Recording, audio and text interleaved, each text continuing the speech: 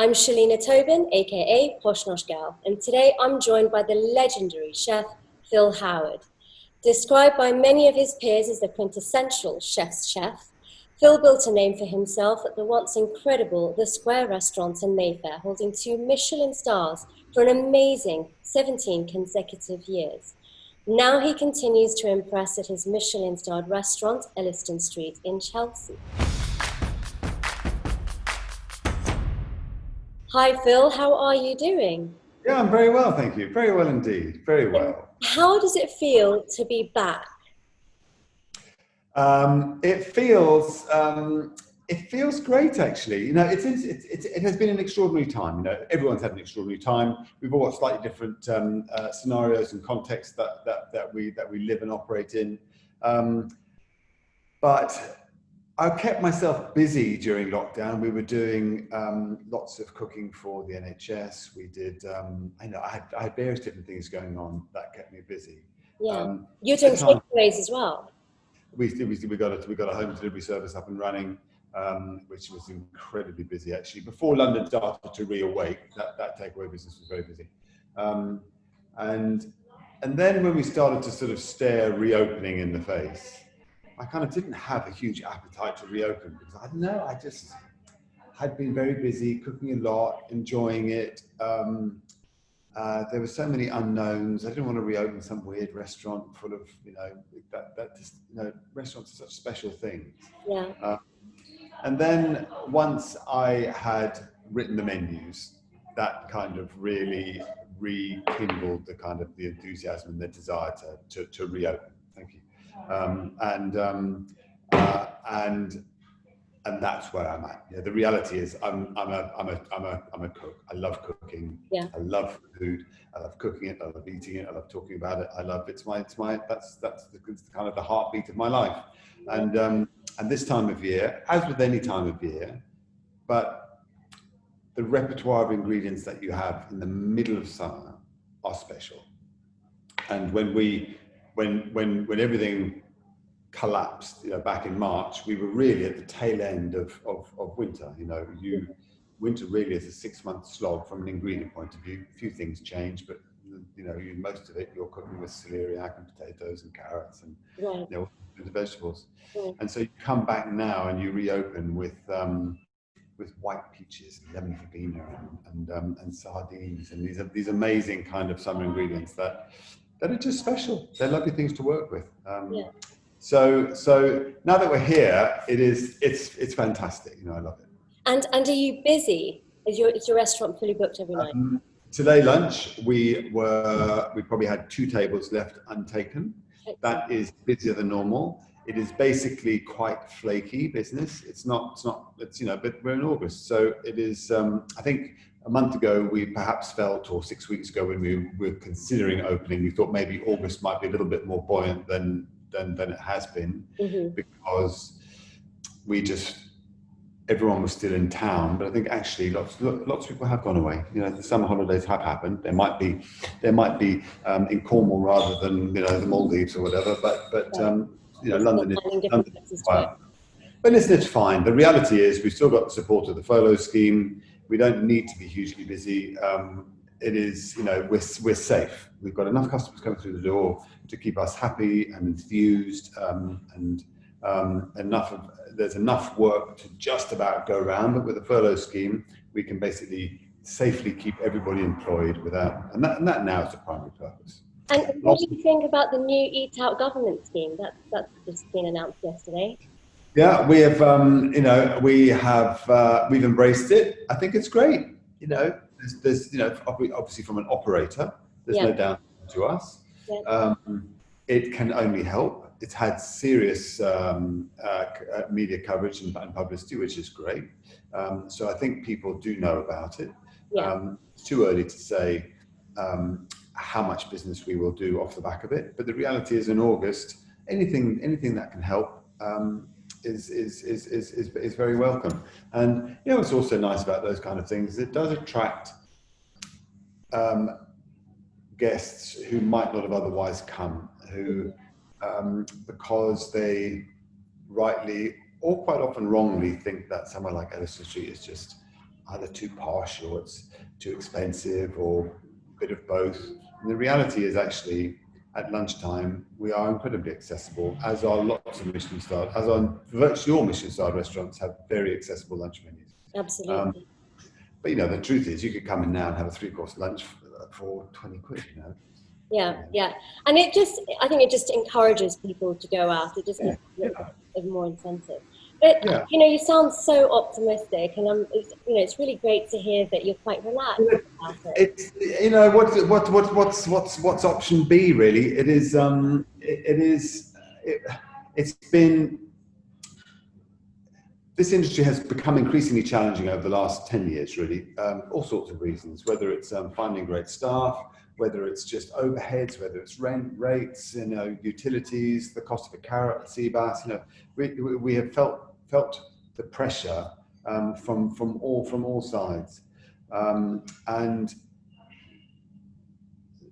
this most recent experience has really forced us all to think very hard about how we operate, how to keep the business safe, how to stay enthused. And I suppose you either run with it or you get run over by it. And we've really kept upbeat. It'll be all right. And the people who, I think anybody who really focuses on their business takes the subject of cutting costs seriously and being careful, because it is a time to be careful, and just do a better job than ever. Anyone who really does that deserves to succeed. And so I don't have any sense that we are going to run aground. I think it's going to be a long old battle. But we're here because we're delicious things, and that's what we love doing. And what are the things that you mentioned? You're doing things to keep the restaurant safe. What are the things that you're doing to do that? Listen, most of it is practical. We haven't gone. We followed all the guidelines. We have got just lots of very straightforward practical things in place. We have extra members of staff who are doing nothing other than kind of clean. And the busier it is, the more of them we have. But they really are wiping the door handles when people come in, making sure people have sanitizing gel when they walk through, and anything that gets touched, whether it's the loo door or menus, we just got extra people to make sure that all that just gets dealt with. Right. We have chosen to wear masks with our staff because ultimately we feel that that is the most responsible thing to do. Absolutely. You can debate it till the cows come home, but actually to wear a mask shows it has to help. We believe it does help spread the virus, obviously, but it also just shows that we're committed. It gives customers a lot of comfort as well. It's difficult because the truth is, eating out for people is it's all about pleasure and having a good time, and the more oddities and wearing masks it's nobody wants to wear a mask. Nobody wants to be looked after by somebody wearing a mask, because that human contact is interfered with a mask. But anyway, we have these clever little masks that are kind of like they're visors. They're not the huge, great kind of lumberjack visors. They are. They come up from the chin level up a little bit, but they're petite. They're clear, so you can see our staff. They just arrived today, actually, our new masks. And then obviously we've got space between the tables. We take the temperature of all staff as they arrive. We're doing all the practical things. But if you walked into the restaurant, there's obviously nothing that's screamingly obvious. Yeah, well, it sounds amazing, and I can't wait to visit. I want to come back. I visited your restaurant just like last year, towards the end of last year. Absolutely loved my experience, so I'm looking forward to coming back. Good, well, we're here. And so you actually had quite a late introduction to cooking. Tell me how you started your journey. How did you get into it? I, like many people, I ended up going to university because university was, I felt, the path that I was sort of almost duty bound to follow. I had the privilege of a private education. I didn't make the most of it, to be quite honest with you, but I benefited largely from it, but I didn't make the most of it from my side. Right.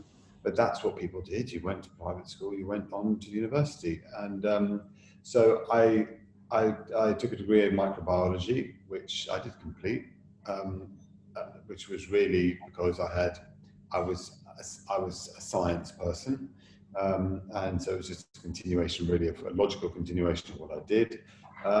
Struggled with it at university, just because science is a hard work. Actually, university is like a job; it's like a full-time job. Yeah.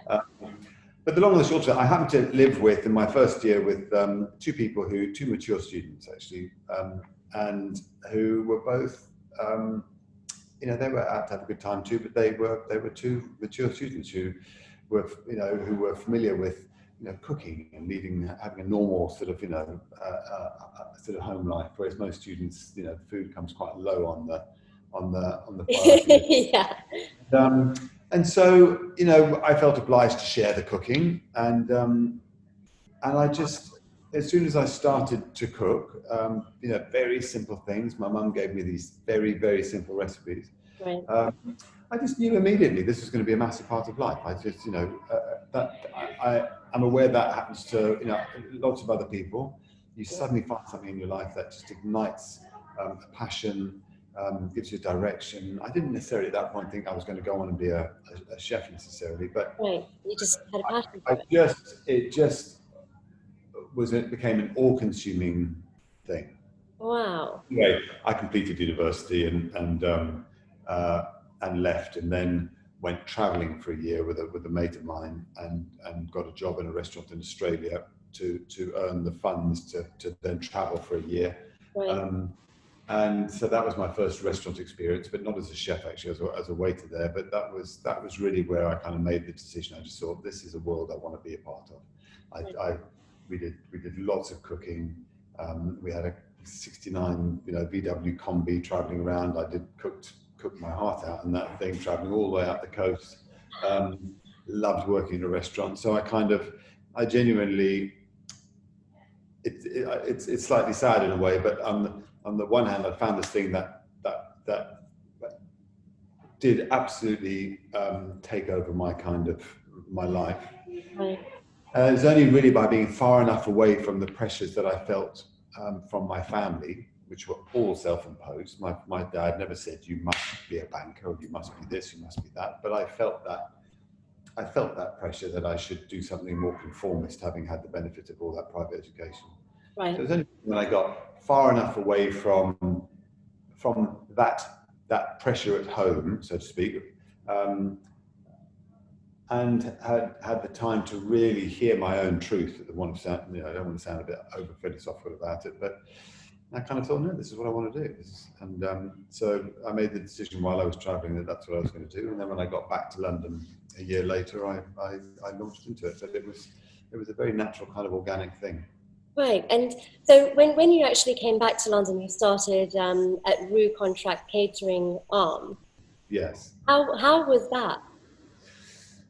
It was not easy. I'd had very little cooking experience, really. I mean, as much as I'd cooked quite a lot, at that student level, it's very limited kind of cooking. Right. I wanted, the Roux brothers then were the big names in the industry. They were, absolutely. They were everywhere. The Gavroche, the Waterside, obviously both had 3 stars. They had several other restaurants. They had the whole contract catering division. They had Roux La Martine, which was a phenomenal company that supplied the catering trade with produce from France, the like of which we hadn't seen before. And so I applied to probably 10 different sort of chefs, everyone from Sally Clark to Nicola Dennis to the Roux brothers to Guy Mouleron. There weren't many names, but there were half a dozen names in London. Right. anyway, they were the first people to offer me a job, and they were the Rue was in their name, and I thought, well, that's just got to be it. And the truth was, they had so my first job was at Kleinwort Benson, working for the Rue Brothers, big bank. They did the food for the whole staff, so they had a sort of a kitchen downstairs in the basement that fed probably 1,000 people a day. Their general staff were fed simple, delicious food. That's where I started. That kitchen then closed, and they just did sandwiches to be refurbished. So they just did sandwiches for about, I don't know, 6 months. And I just said to the chef, rather arrogantly, I said, listen, this is not why I came to work for the Rue Brothers. I need to cook. Yeah. So they moved me upstairs into the kitchen, which dealt with the management, and that was run by an amazing chef called Roger Naylor, who and it was, certainly as I remember it, it was serious food. You know, it was in those days, those big clients, they had serious lunches. You know, they ate well, they drank well. They had the real McCoy. Right. It was hard. You know, most kitchens are understaffed. They were understaffed too, so I got sort of I jumped right in at the deep end. But it was a great experience to kind of submerge myself in. And did you work directly with the Rue Brothers? So I worked, yeah. It was Rue Restaurants Limited was the name of the company. The company. So yes, the Rues were my employer. Yeah. But I was I was well, not a million miles from it. I mean, it was not the same as working at the Gavroche or the Waterside. It was part of the same overall company, but it was very, it was another completely separate department, so to speak. Right. But they stood for quality wherever they were, the Rue Brothers, and certainly where I was, the food was fantastic. Still using all those same recipes and techniques that they used in the Gavroche. It was just the volumes were higher, and the brigades were smaller. It was so it was a great place to start, because I learned a huge amount very quickly. Yeah. Well, you moved on to work with Marco Pierre White, and you did work directly with him. Yeah. How did that opportunity come about? Because that's quite phenomenal. That came about. In those days, all I thought about was food. I just used to live and breathe it. And I was on a pitiful salary, and my girlfriend at the time, now my wife, we went to Harvey's for dinner one night, while I was working for the Rue Brothers. And I'd never eaten in a restaurant like that. I didn't know restaurants like that existed. I didn't know food like that existed. It was a whole, it was an experience that changed the direction of my life. I sort of went for dinner, and it was a just mind-blowing experience. And I can't quite remember how, but I ended up talking to Marco after dinner, and he came and sat down, and wow. We had a chat, and I can't quite remember how it came about, but either I asked him for a job or he said, come and work for me, one of the two. Right. And so I did. So I left my job with the Rue Brothers, because it was an opportunity that you couldn't turn down. Marco was, as much as the Rue Brothers were the biggest name, Marco was the brightest star. He was still climbing, but he was making a lot of noise. He was cooking the most exciting food in London, end of story. There are many chefs who have mentioned how cool it would have been to work in Harvey's at the time. So tell us how special was it? It was an extraordinary kitchen. It really was an extraordinary kitchen. It was, what can you say about it? He is an amazing human being. He is an extraordinary character, flawed like all of us. He is the greatest, I think, sort of he had the ability to take a dish and turn it into something that was pure magic, and he wasn't necessarily a source of I think his inspiration came mostly from external sources. So I think he saw other people's dishes. He was inspired by things that he saw and ate around him.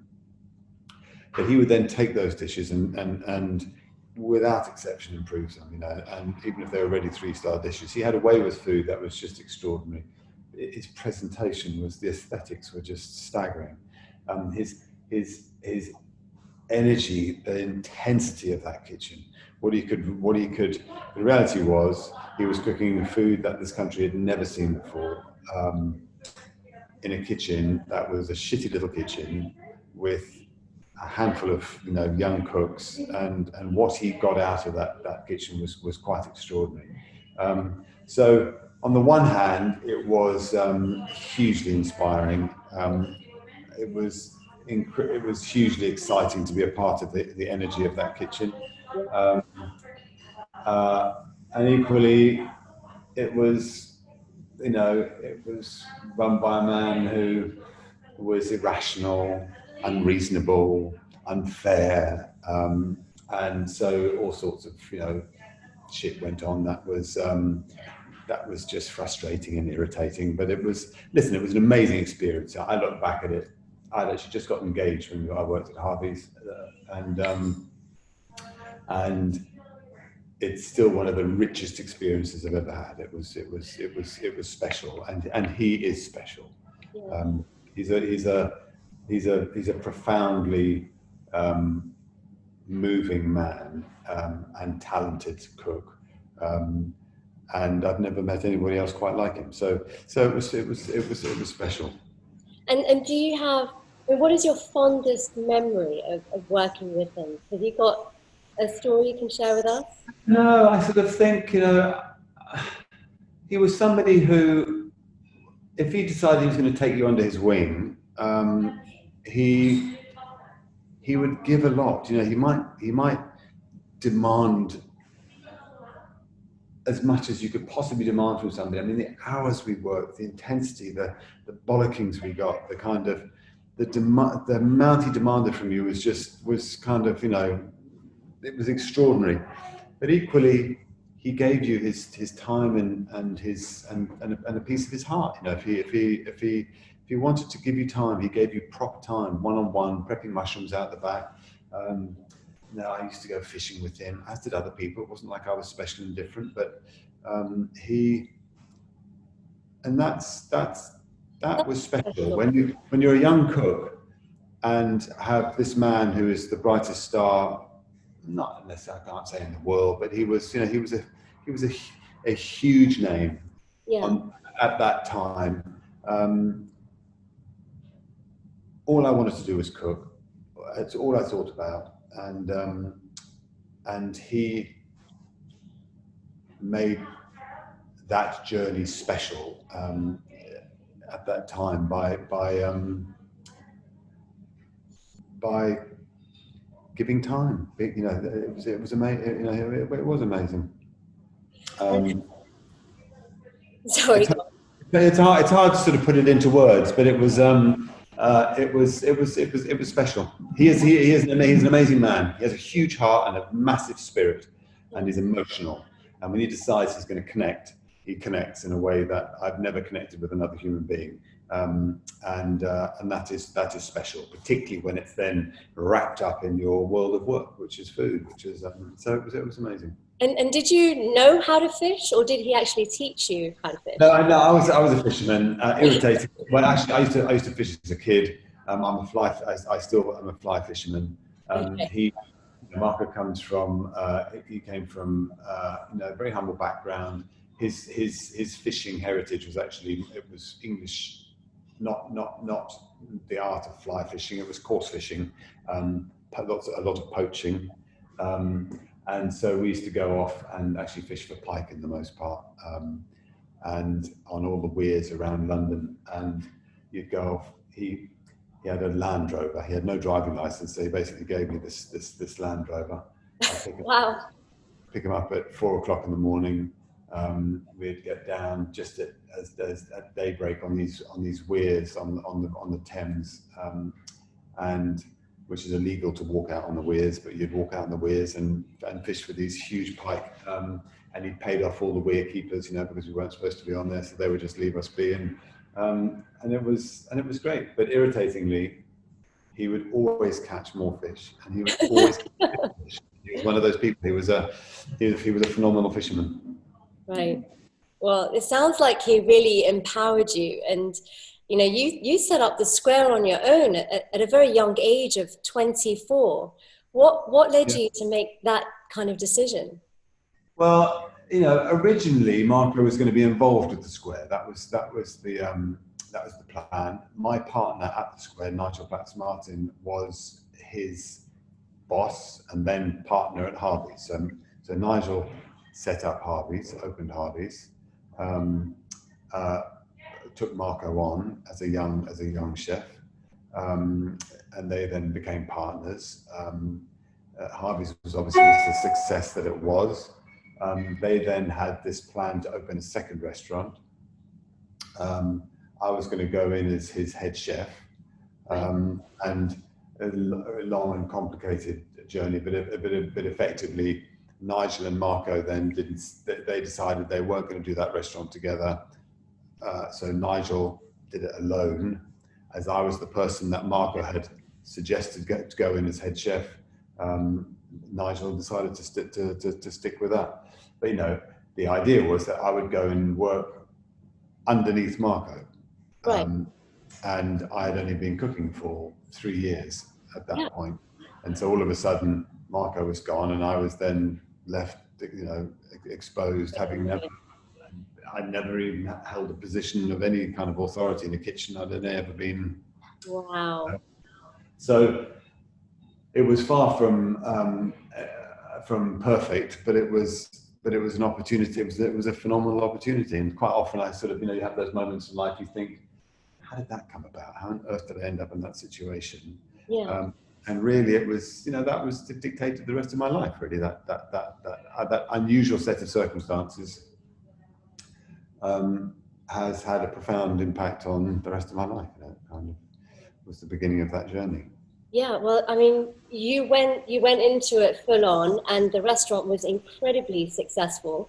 It retained 2 Michelin stars consistently over a 17-year period.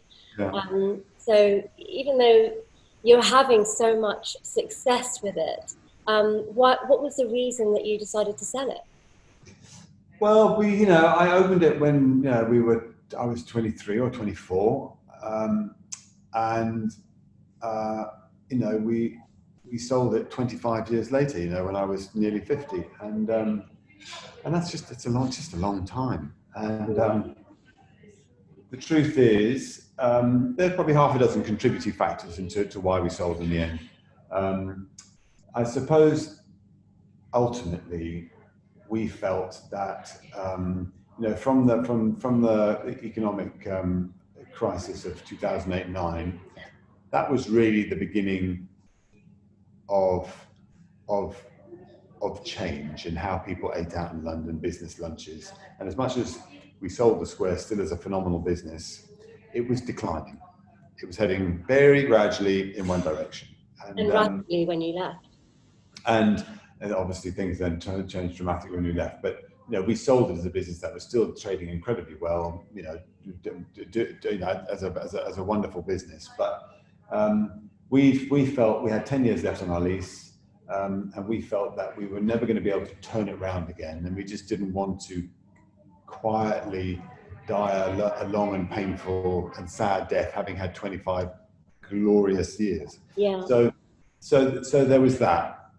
Very much coupled with me feeling that actually I just had enough of cooking at that level, had enough of worrying about things that in the big scheme of life are just not important. Whether my food was never particularly technical, or but it still, to maintain 2 stars requires a sort of an approach that is so disciplined, and actually great food doesn't require that approach. So I was beginning to, I was tiring of the energy to go on at that level.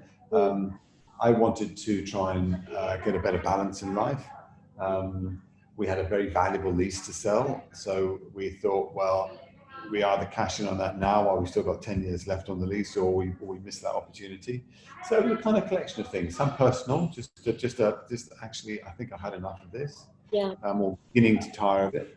But it was ultimately dictated by a belief that we felt we just didn't want the square to become, to end up dying a slow drag, painful death. So, but it did actually, just early this year. So how did you feel about that when you heard it? I don't know. When we sold it, I knew it was going to be a dramatic day, a week, and it was heartbreaking. Actually, it was really, a lot. You give a lot to a business in 25 years, and it had given me the life that it gave me everything, that restaurant, and but it was also the time was right.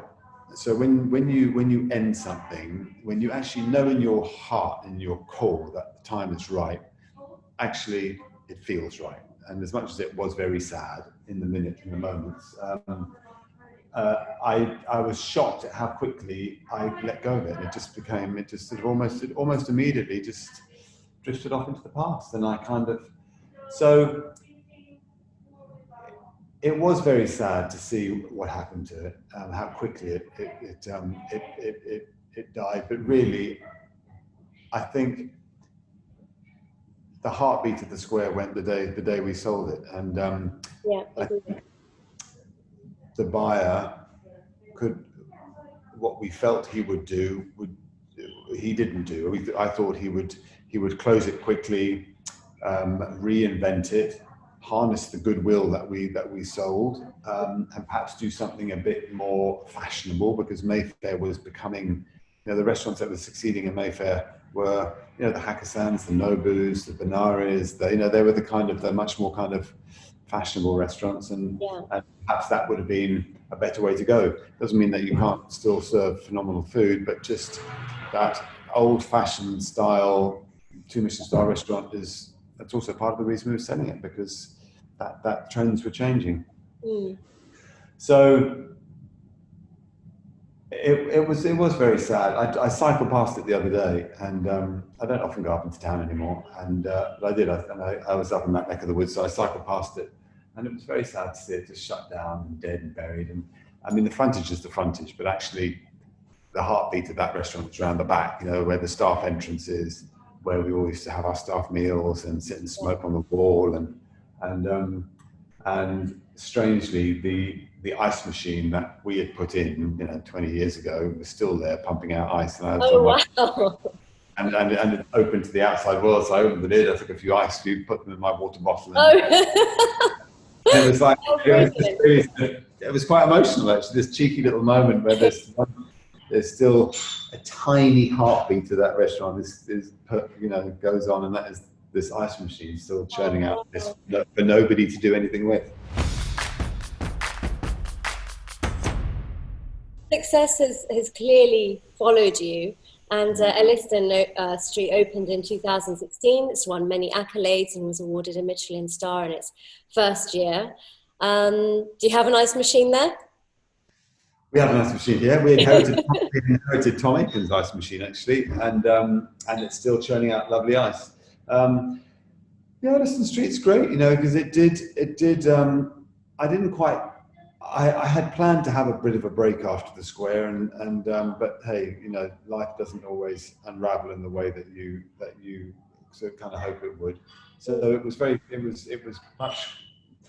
much quicker, the stepping into a new kitchen than I'd intended. But when I saw this site, I thought, if I'm going to do another restaurant, this is the site I want. It is. I don't have any tattoos, so I can't go to East London. I'd done the West End. I kind of wanted out of the West End. Any further west from here, you then become very much a neighbourhood restaurant, and it means that your price point has to change, and it means that it limits the ingredients you can use. And I'd spent so many years enjoying cooking with the best ingredients that money can buy. And I just didn't want to compromise that. I wanted to be able to trade somewhere that I could still use exactly the same quality of ingredient. Right. And so that was a big part of it for me. And also, this is my hood. This is where I know. This is my, I grew up in West London, and I think it really helps if you understand the people that you're trying to feed. So it did come quicker, but I think the site is right, and the kind of food that I had dreamt about cooking, should I do another restaurant, I felt would really work here, and so that's what we do. It is, we still cook. It's still coming from the same place. I was very different to Marco in that sense. I don't sit and look at what other people do. Of course I see what other people do out there, and it filters in. But I think my menus have always been about sitting down on my own and thinking about seasons and ingredients and building dishes that are natural. And this Elystan Street is about still using very much the same philosophy as the Square, but just without having to think about the technical aspects of the cooking, or the you can just keep things simpler. That was the whole plan about Elystan Street, was to make everything simpler, from the number of components on a plate, to the number of chefs in the team, to the number of sommeliers that we've got, to the every aspect, just so that the whole thing of running restaurants and cooking feels a little bit less complicated. It's not necessarily easier, right, but it's less complicated. right. So the cooking is more natural, and it's kind of all the better for it, I think, in a way. For now, times have changed.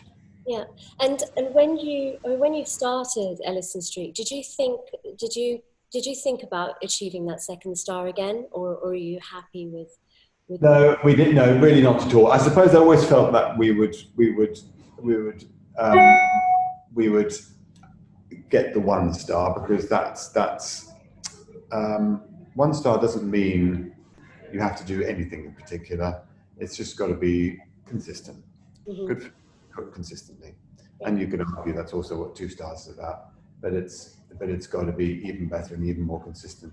And so I felt naturally we would bat at the 1 star level, and that's where we are. I think I'm just not interested. I'm at a point in my career and my life where I just don't want to think about, if I want to cook a dish, I just want to cook exactly what I want to cook. I don't want to have to give a moment's thought as to what do we need to do to this dish to make it suitable for a goal.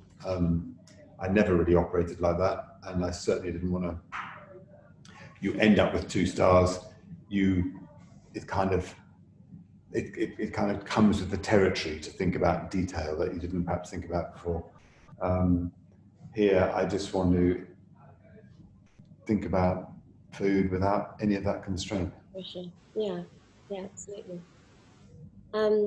So you're also involved with other restaurants. There's Kitchen W8, and also you're involved in the Ledbury as well, which sadly is closed down. Yeah. Tell me how you feel about that.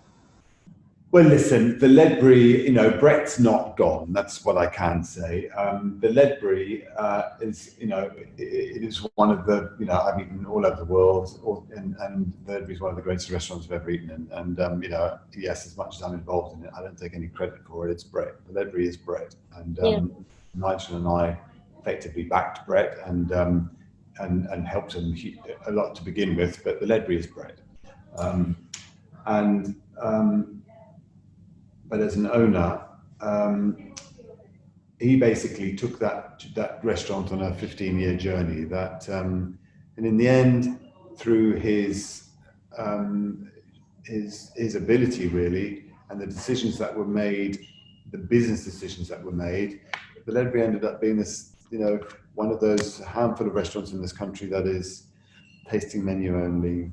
The average spend is somewhere between 200 and 250 quid, depending whether it's lunch or dinner. It's a very niche restaurant, and it's been a phenomenal success. Yeah. But the reality is, it relied increasingly on that international community of foodie people who travel around the world eating in 2- and 3-star restaurants. That's the bottom line. And it's not Londoners, it's not the yous and me's, let's go, I'm hungry, I can't be bothered to cook, let's go to the Ledbury, or it's a serious special occasion restaurant, but it's more than that. It had become,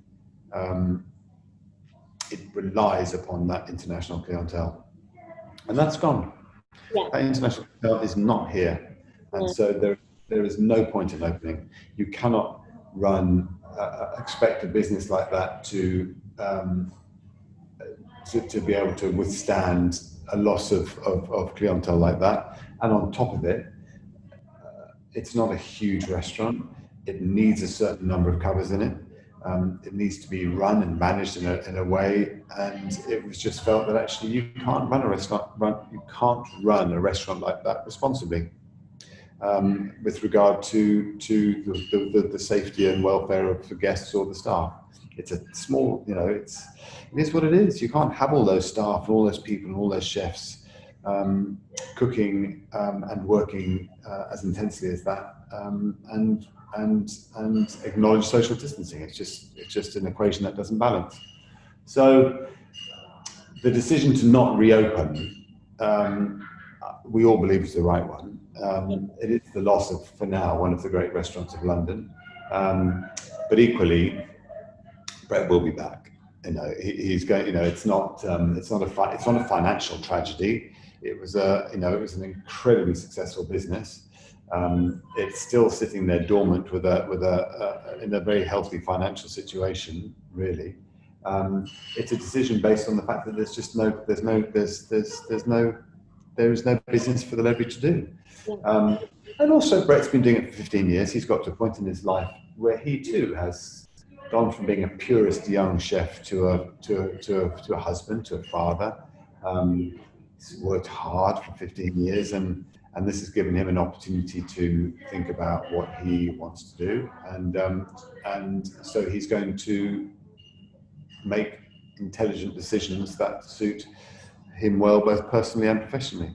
So yes, the Ledbury, as it was, will not come back, because we think it's not the right thing. But it's not a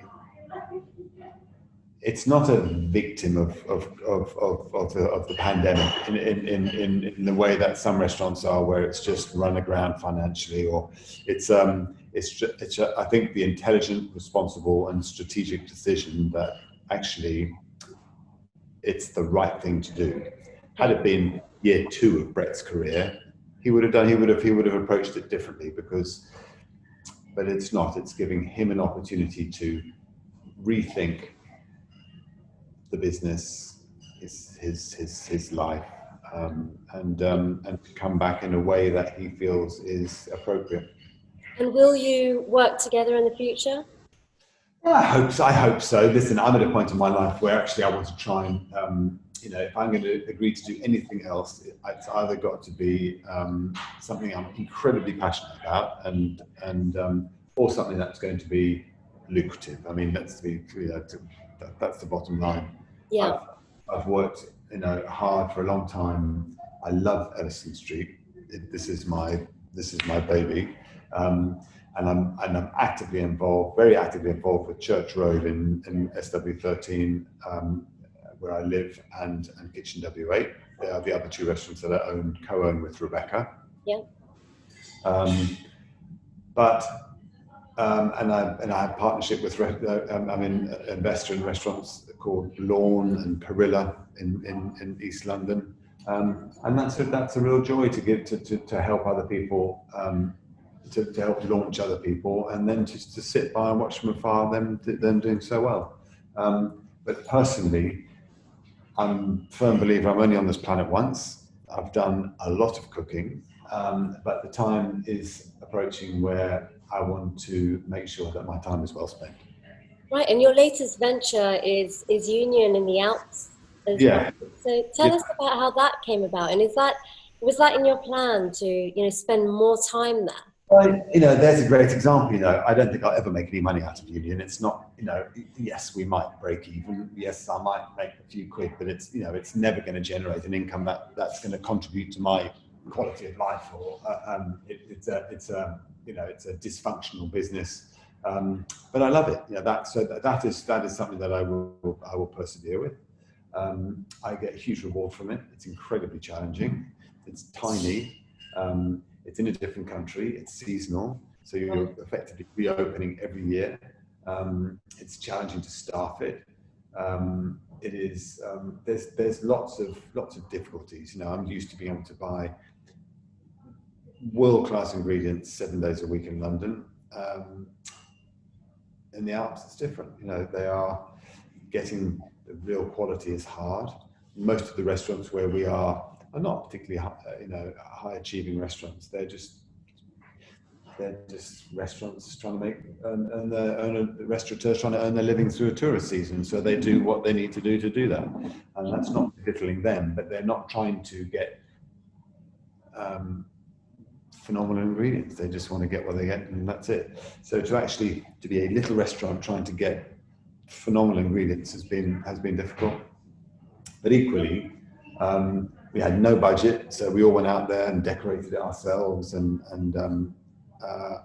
we've invested a lot into it, and it's really rewarding to see that little place packed out with hungry skiers. And it is, although I say it myself, in a league of its own in that area. It's not a world-class restaurant. It's not trying to be. It's not aspiring to that, but it is in a different league to anything else. And so people. It's really wonderful to be a part of that, and to see people actually really responding to some great food, simple food, but it's great food. So it's lovely.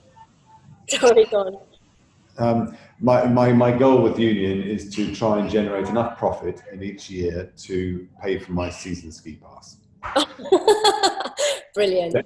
I think next year will be 900 euros. So I'm not being particularly demanding on the business, but if I can buy my ski pass out of the profits from Union and not have any headache in the process, then that is cheap. Oh, brilliant. Well, we go to La Plagne in Tignes every year for skiing. Oh, really? We've missed it. We've really, really missed it. But can you ski to the restaurant in season? Yeah, you can. Yeah, you can. It's a great ski. Montalbert is one of the lower villages of the La Plagne resort. But no, it's a fantastic ski down through the trees. There's a new cable car to get you back out again, so it's super quick. And it's a really lovely ski down. You can't ski to if it's just dumped with snow, you could ski to the door, but you can. The end of the piste is 50 meters away, right? Maximum. So it is. It's a quick walk, but it's a great little restaurant. It's got for a restaurant of that size, it's got a big heartbeat. So I know you love to ski. I also know you love marathons as well. What is your best time for a marathon? Best time I've done is 3 hours and 12. Wow. Which is, it's not bad. That's good. That's really good. Not bad. Really, the threshold for being a really good marathon runner is 3 hours. That's kind of where well, you're not far off.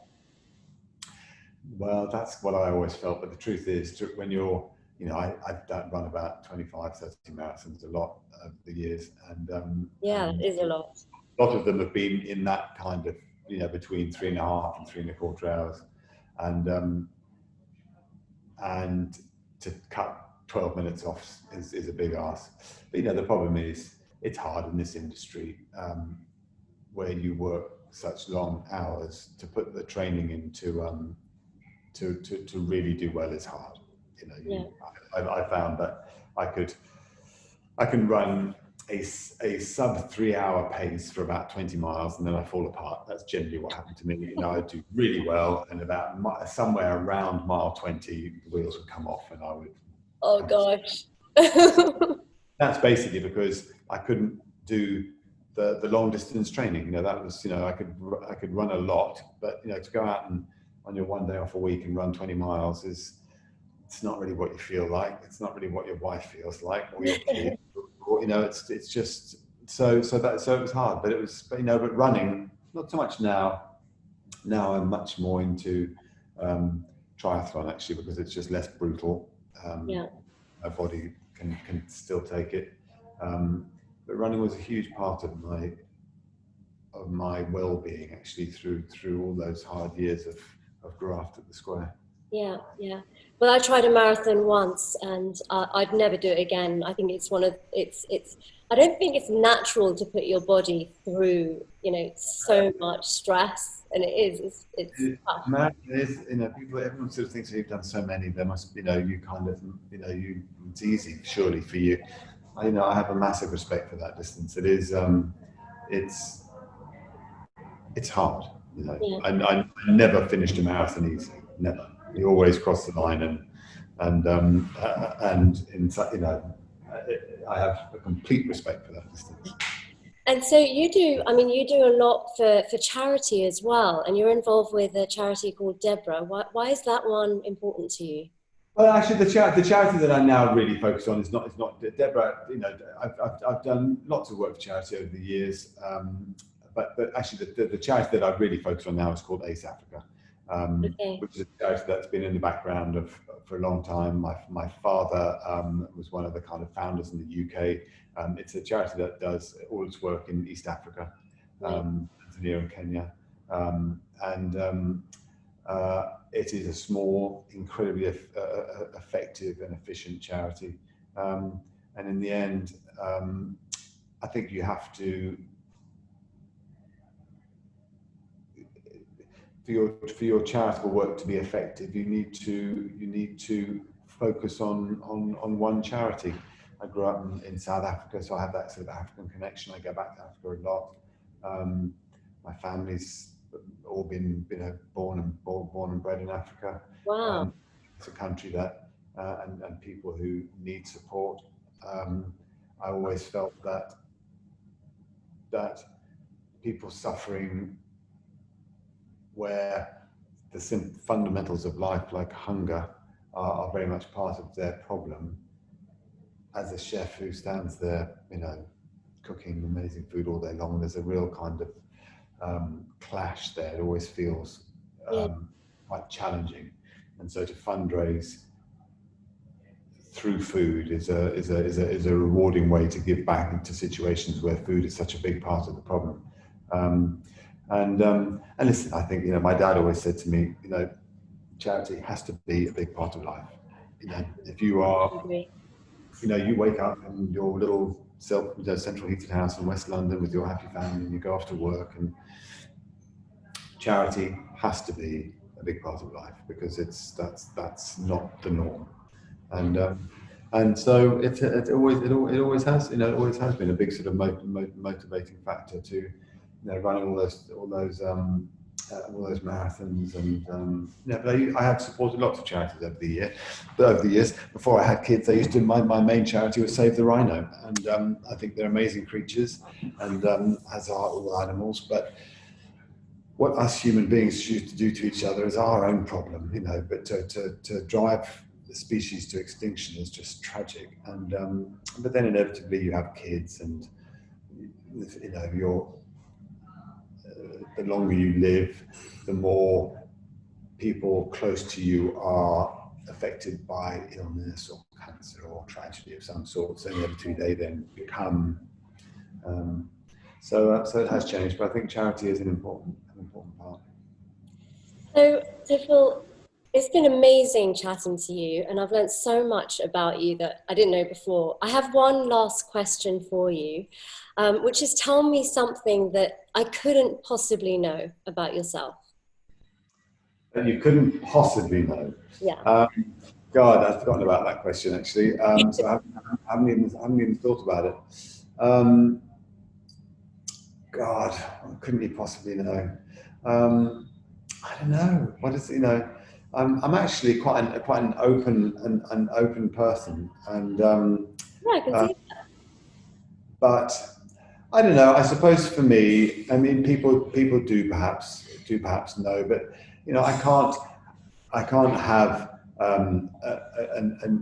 a conversation like the one I've just had with you, which covers so much of life, and not somehow mention the fact that that, which I'm sure you would have come across, and maybe you chose or not to chose or not to bring up, but now that it's such a long way back in my history, the battle I had with drugs is there are lots of people who perhaps don't know about it because it's no longer relevant anymore.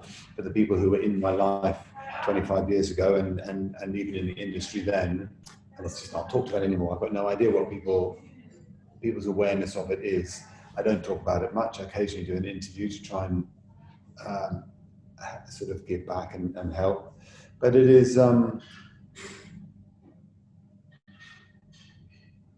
was a horrific part of life, and it's still the thing I'm most proud of. That for me, that I am 25 years down the line, haven't touched a drink or a drug for 25 years, and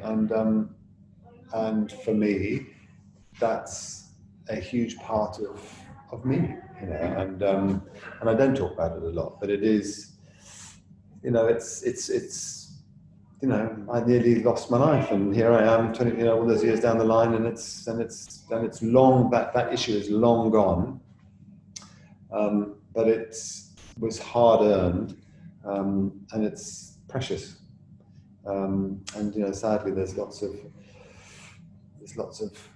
my brother died of the same reasons, and lots of people do, and so to find a way out and to have had the life that I've had and the career that I've had and the family that I've had is precious. I think your journey is absolutely incredible, and you are such an inspiration to share so much about that journey with people. And I think that it's really helpful to others to know that there is light at the end of the tunnel, and that your lowest of lows, you can pick yourself up, and you can find another way, and you've done that really well.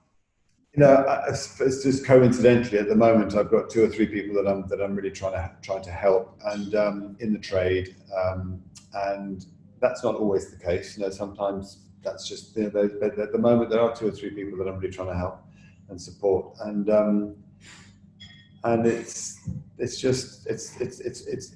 magical to see somebody for whom life had got so challenging and miserable, um, to step into a path that does provide a solution, and watching people regain some sparkle in their eye, and some dignity, and some direction and some health and some